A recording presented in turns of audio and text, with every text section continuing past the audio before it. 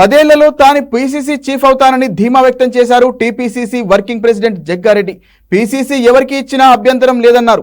ఢిల్లీలో పైరవీలు చేయడం లేదని, ఎవరు పీసీసీ అయినా పాలన బాగానే ఉంటుందని ఆశాభావం వ్యక్తం చేశారు.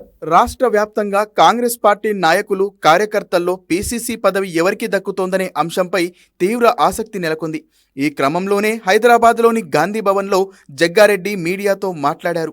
తనకు గాంధీ భవన్లో అటెండర్ పదవి ఇచ్చినా చేయడానికి సిద్ధమని జగ్గారెడ్డి కీలక వ్యాఖ్యలు చేశారు. సోనియా, రాహుల్ చెప్పింది ఫాలో అవుతామని చెప్పారు. అధిష్టానం తీసుకునే నిర్ణయానికి కట్టుబడి ఉంటానన్నారు. అలాగే సీఎం కూడా అవుతానని ధీమా వ్యక్తం చేశారు. మోడీ అధికారం తాత్కాలికమేనన్న జగ్గారెడ్డి కాంగ్రెస్లో శాశ్వతంగా రాజకీయ అధికారం సోనియా, రాహుల్ గాంధీలకే ఉంటుందన్నారు. మోదీ అతి కష్టం మీద 3వ సారి ప్రధాని అయ్యారని, ప్రధానిగా ఆయన దిగిపోయాక బీజేపీలోనే పవర్ ఉండదంటూ కామెంట్ చేశారు. బీజేపీ ఒక ఎమర్జెన్సీ గురించి మాట్లాడితే కాంగ్రెస్ 100 ఎమర్జెన్సీల గురించి మాట్లాడుతుందని జగ్గారెడ్డి విమర్శించారు.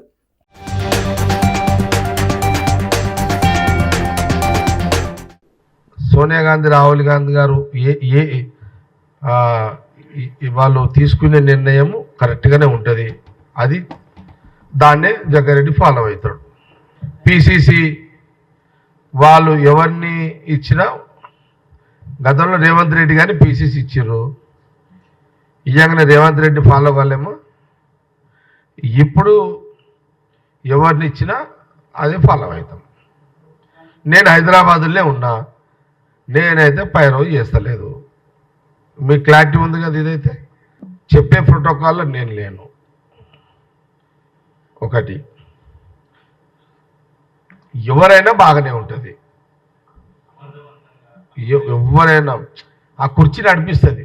పిసిసి కుర్చీ ఆటోమేటిక్ నడిపిస్తుంది. అదేమి ఇబ్బంది ఉండదు. నేనేం చెప్తుంది తెలుసా, గాంధీ భవన్లో అటెండర్ పోస్ట్ ఇచ్చినా చేస్తాను నేను. అది పెట్టుకోండి, అర్థమైందా? ఇది సీరియస్, నేనేమి మీకు జోక్ చేస్తలేను.